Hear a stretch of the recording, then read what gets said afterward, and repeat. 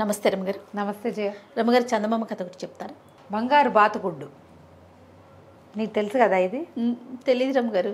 బంగారు బాతుగుడ్డు కథ తెలీదని? కథ తెలుసు, అంటే మీరు చెప్పేది అదేనా అని డౌట్ నాకు. అదే కదా పేరు, అది కథ, అది కాదు. అలాంటిదే. ఓకే. ఓ పల్లెటూరులోనట ఓ చిన్నోడు అని ఒక పిల్లవాడు ఉండేవాడు.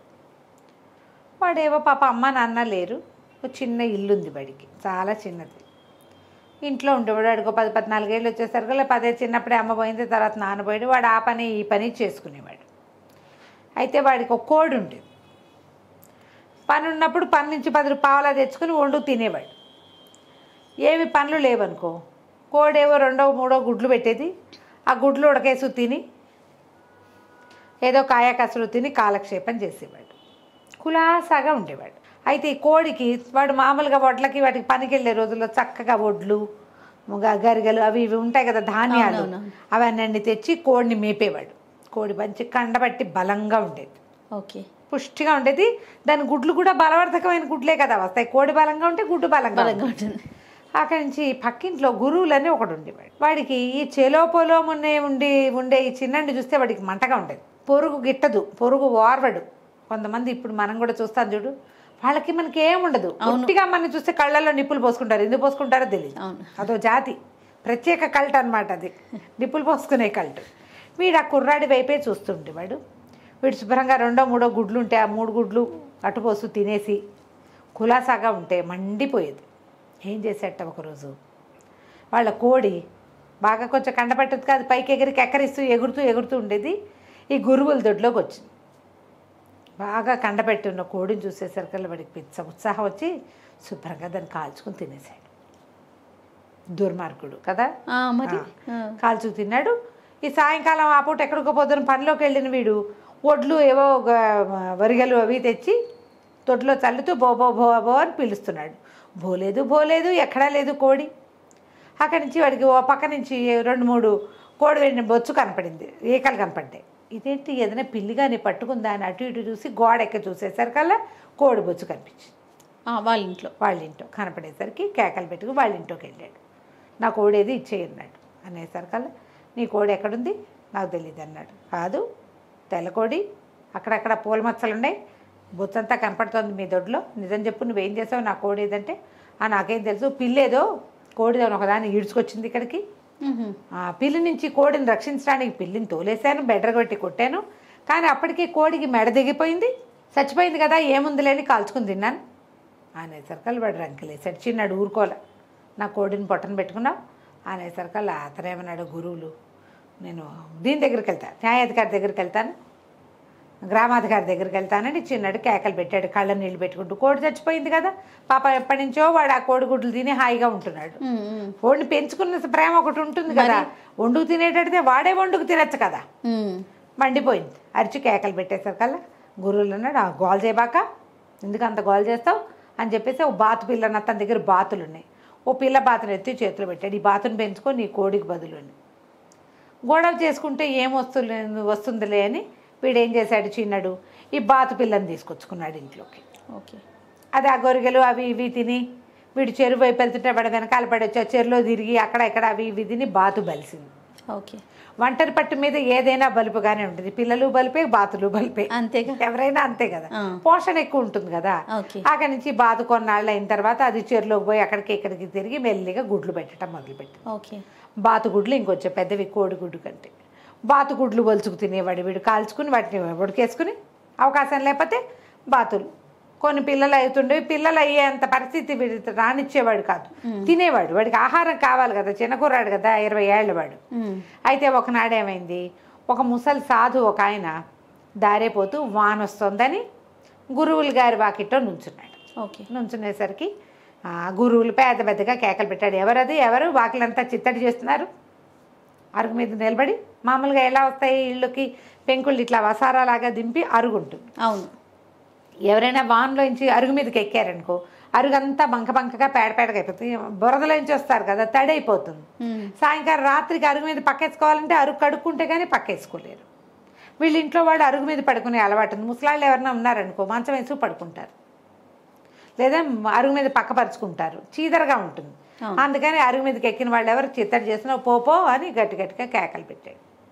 ఆ సాధువు ఏం చేశాడు, ఆ అరుగు మీద నుంచి దిగి చిన్నటి వాకిట్లోకి వచ్చాడు.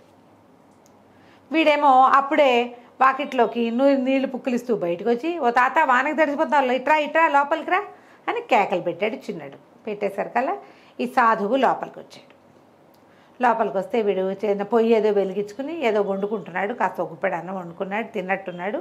ఇంకో 2 బాతుగుడ్లు ఉన్నాయి.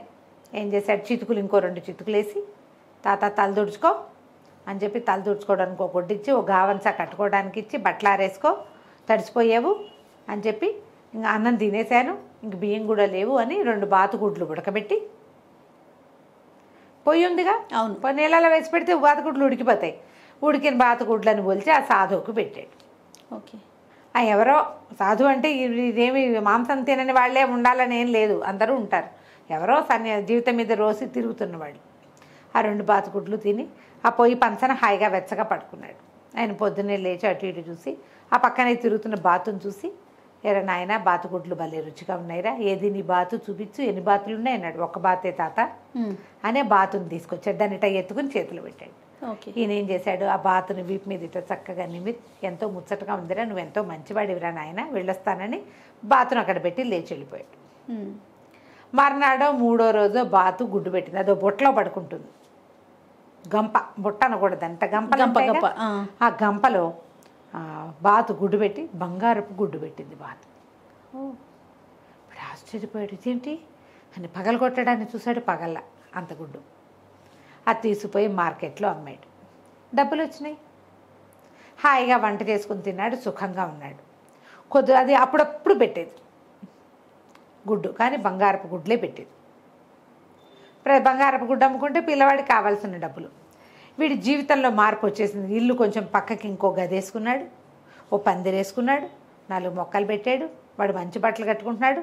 రోజు మంచి వంట, పిండి వంటలు కాదు, కూరలో అవి ఉడుకుతున్న వాసనలు వచ్చేవి. గురువులకి అర్థం కాలే, వీళ్ళ మధ్య ఒక గోడ ఉంది. ఏమిటి వీడి జీవితం ఎట్టా బాగుపడిపోయింది, ఏం జరిగింది అని చూస్తూ ఉండేవాడు. ఒకనాడు ఆ బాతు బుట్టంతా కింద రెట్టలతో నిండుంది. బుట్టతో పాటు దాన్ని బయటికి తీసుకొచ్చి బుట్ట దులిపి అందులో ఉన్న బాతుగుడ్డుని జేబులో వేసుకోవటం చూసేసాడు గురువులు. బంగారు బాతుగుడ్డు అంటే ఏదో జరిగింది, వీడి దగ్గర బంగారు గుడ్లు వస్తున్నాయి, అందుకే వీడికి డబ్బులు వచ్చాయి. ఏం చేశాడు, చుట్టుపక్కల వాళ్ళు ఎవరో ఇద్దరు తనలాంటి వాళ్ళని 2 దేభ్యంగాళ్ళని పిలుచుకొచ్చి, అరే వీడు మా బాతును కొట్టేసినట్టు సాక్ష్యం చెప్పాలి మీరని న్యాయాధికారి దగ్గరికి తీసుకుపోయాడు. ఓరిని. ఆయన న్యాయాధికారి ఊళ్ళో లేక ఆ ఊరికి చిన్న రాజుగారు ఉన్నారు, రాజుగారి దగ్గరికి పంపించారు. పంపిస్తే మా పక్కింట్లో ఉన్న చిన్నడు మా బాతుని కొట్టేశాడు, దొంగతనం చేశాడు అని చెప్పి ఫిర్యాదు ఇచ్చాడు. రాజుగారి బాతుతో సహా చిన్నడిని తీసుకురండి అన్నారు. బాతుని వెంబడబెట్టి సంకల పెట్టుకుని చిన్నడు వెళ్ళాడు. వెళ్తే నువ్వు వీడి బాతుని దొంగిలించావుట, సాక్షులు ఉన్నారట, ఏమిటి నీ సంగతి చెప్పమన్నారు. చెప్పంటే చిన్నడు అన్నాడు, అబ్బాయి నీ బాతుని కొట్టేయలేదండి, ఏడాది నాడు ఈయనే మా కోడిని తినేశాడు, హాయిగా కోడిగుడ్లతో బతికేవాడిని, కోడిని తినేసి చిన్నది 20 రోజుల వయసున్న బాతు పిల్లని ఇచ్చాడు నాకు, నేను ఆ బాతు పిల్లని పెంచుకున్నాను, ఈ బాతు నాదేనండి అన్నాడు. వీళ్ళు కొట్టేశారని సాక్ష్యం ఉంది. వాడు చెప్పేది ఏదో నిజాయితీగానే ఉన్నట్టుంది. పైగా ఆ బాతు కింద పెడితే అది కెక్క అంటూ ఎంతసేపు ఆ చిన్నడున్న వైపే వెళ్ళిపోతుంది. అంతే కదా పెంపకానికి. దాదా అంటే వాడి దగ్గరికి వెళ్ళట్లా, పిలవమన్నారు, పిలవమంటే గురువులు పిలిస్తే వెళ్ళటల్లా, అది వీడు దానకపోయినా వీడి దగ్గర పరిగెత్తుకొస్తుంది. ఓకే, సరే ఇదేదో చూద్దామని బాతును ఇక్కడే ఉంచండి, ఇవాళ మీ ఎదురింటికి వెళ్ళిపోండి అన్నారు. బాతును బుట్టలో పెట్టారు. బుట్టలో పెడితే తెల్లవారంగానే బాతు గుడ్డు పెట్టింది. ఆ పనివాడు ఆశ్చర్యపోయి, బాబు గుడ్డు పెట్టిందండి ప్రభు, చూడండి ఇది బంగారు గుడ్డు అన్నాడు. ఆయన ఆశ్చర్యపోయి, సరే ఉండండి రా, బాతు గుడ్డు సంగతి దాచిపెట్టండి చూద్దామని ఏం చేశారు, కొన్ని వేరే గుడ్లు పట్టరండి అన్నారు. సరే రాజుగారి దగ్గరికి తీసుకెళ్ళారు. అది మర్నాడు వీళ్ళు వచ్చారు, ఎవరు చిన్నడును గురువులు ఇద్దరు తీర్పు సమయానికి వచ్చారు. వచ్చేసరికల్లా ఇద్దరిని విడివిడిగా నుంచోబెట్టి గురువులకి గుడ్లు చూపించారు. మీ బాతు ఇంత గుడ్డు పెడుతుందా అని పెద్దది చిన్నది చూపించారు. వీడేం చేశాడు, పెద్దదని చెప్తాడు, ఇంతంత గుడ్లు పెడుతుందండి అన్నాడు. అనేసరికి ఏం చేశారు, ఒక మామూలు బాతుని తీసుకొచ్చి ఇదిగో నీ దానిలాగానే ఉన్న బాతుని తెచ్చి నీ బాతు నువ్వు పట్టుకుపో అని పంపేశారు. అయితే నీ బాతే ఇది ఇంతంత గుడ్లే పెడుతోంది అని పంపించేశారు. చిన్నడిని అడిగారు. చిన్నడి బిక్కమొహం వేసుకుని ఉంటున్నాడు. బాతుని వాడు పట్టుకెళ్ళిపోతుంటే, ఏరా అబ్బాయి మీ బాతు ఈ సైజు గుడ్డు పెడతా ఈ సైజు గుడ్డు పెడుతుందా అని చూపించారు. చూపించేసరికి అది చిన్నడు అన్నాడు, అయ్యా క్షమించండి, మా బాతు ఈ గుడ్లు పెట్టదండి, ఇది వరకు పెట్టేది తినేవాడిని, ఇప్పుడు బంగారు గుడ్లు పెడుతుందండి నా బాతు, ఈ చిన్న గుడ్డు అంత గుడ్లు పెడుతుంది, బంగారు గుడ్లు అంటే రాజు నిజమేనా అన్నాడు. అక్షరాల నిజమండి, ఇప్పటికి 6 గుడ్లు పెట్టింది, నేను అవి అమ్ముకుని బాగుపడ్డాను. ఈయన అది చూసే అనుకుంటా ఆ రహస్యం తెలిసే ఇట్లా చెప్తున్నాడు, మీరేమో బాతుని వాడికి ఇచ్చేశారండి అని ఏడుపు మొహం పెట్టాడు. రాజుగారు ఆశ్చర్యపోయాడు. బంగారు బాతు గుడ్డు పెట్టడం ఏమిటి, బంగారు గుడ్డు పెట్టడం ఏమిటి, బాతు ఎట్లా అని అడిగితే తెలియదండి, కొన్ని నెలల క్రితం ఒక సన్యాసి ఒక ఆయన సాధువు వచ్చాడు, ఆ రోజు రాత్రి మా ఇంట్లో పడుకుని తిన్నాడు, ఆయన తిన్నవే ఆఖరి గుడ్లండి, మళ్ళీ మా ఇంట్లో మామూలు గుడ్డు పెట్టలేదు అనేసరికి రాజుగారు సంతోషించి బాతుని నువ్వే ఉంచుకో, నువ్వు ఇంత నిజాయితీగా నిజం చెప్పావు కాబట్టి నీకు సంస్థానంలో చిన్న ఉద్యోగం ఇస్తాం, ఆ ఇల్లు వదిలేసి బంగారు వాడి గుడ్లు వాడివే, వాడి గుడ్లు వాడివే, ఇంత నిజాయితీ గల వాడివి, మంచివాడివి కాబట్టి నీకు ఈ అవకాశం వచ్చింది, లేకపోతే రాదు కదా అంతే అని చెప్పి వాడినేమో ఆ స్థానంలో వేసుకున్నారు. ఆ గురువులు పట్టుకెళ్ళాడు కదా, బంగారు బాతు గుడ్లు పెడుతుంది బాత అని చెప్పి, అదేమో 3వ రోజున గుడ్డు పెట్టింది, మామూలు గుడ్డు. ఓకే, ఇప్పుడు పగలగొట్టి చూశాడు, అది కదా పలకమని పగిలింది, గుడ్డు కూడా మిగల. ఆశ్చర్యపోయాడు, ఇప్పుడు ఏం చేయాలో తెలియలే. ఇప్పుడు ఎవరి మీద రిపోర్ట్ ఇస్తాడు, అదే ఊరుకో. 3వ రోజున చూస్తే వీళ్ళేడు పక్కన, వీడికి సంస్థానంలో ఉద్యోగం వచ్చిందని, తన రోగానికి శాస్తి జరిగిందని తెలిసింది. అక్కడి నుంచి ఆ ఊరి లోకల్ న్యాయాధికారికి ఇలా దొంగ సాక్ష్యాలు పుచ్చుకుని ఒకడు వచ్చాడు, వాడితో వ్యాపార సంబంధాలు మానేసేయండి, వాడి రోగం కుదురుతుందని చెప్పి పంపించాడు రాజుగారు. వాడి దగ్గర బాతుగుడ్లున్నా కోడిగుడ్లున్నా ఎవరు కొనేవాళ్ళు కాదు, వాడు మోసుపోయి వేరే ఊళ్ళో అమ్ముకోవాల్సి వచ్చింది. ఈ ఊళ్ళో ఉండకుండా పక్క ఊరు వేరే ఊళ్ళోకి వెళ్ళిపోయాడు. కథ కంచికి మనం ఇంటి తగిన శాస్త్ర జరిగింది. నమస్తే రమ్మగారు. నమస్తే జయ. సుమన్ టీవీలో మీ పర్సనల్ అండ్ బిజినెస్ ప్రమోషన్స్ కోసం కింది నెంబర్కి కాంటాక్ట్ చేయండి.